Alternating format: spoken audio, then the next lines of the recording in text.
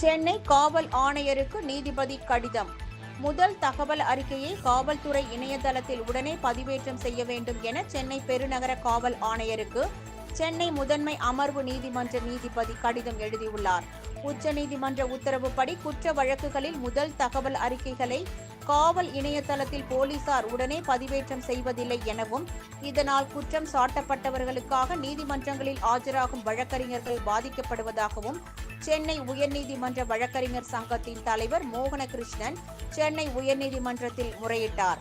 இதை அடுத்து முதன்மை அமர்வு நீதிமன்ற நீதிபதி எஸ். கார்த்திகேயன் சென்னை பெருநகர காவல் ஆணையருக்கு ஒரு கடிதம் எழுதியுள்ளார்.